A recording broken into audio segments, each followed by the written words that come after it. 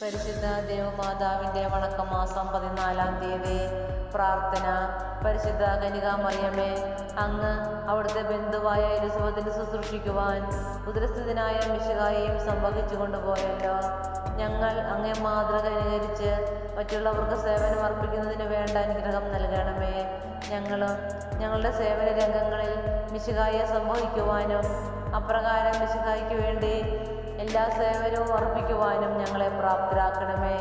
ഞങ്ങളുടെ ജീവിതത്തിലൂടെ ഞങ്ങൾ മിശിഹായ്ക്ക് സാക്ഷ്യം വഹിക്കട്ടെ. ദിവ്യജനനി, അങ്ങ് മിശിഹായോടുകൂടെ സേവനത്തിന് പോയപ്പോൾ അത്ഭുതകരമായ ഫലങ്ങളുള്ളവായി. അതുപോലെ ഞങ്ങളുടെ എല്ലാ സേവനങ്ങളിലും ആധ്യാത്മികമായ ഫലങ്ങൾ ഉളവാക്കുന്നതിനുള്ള അനുഗ്രഹം അങ്ങ് ഞങ്ങൾക്ക് പ്രാപിച്ചു നൽകണമേ.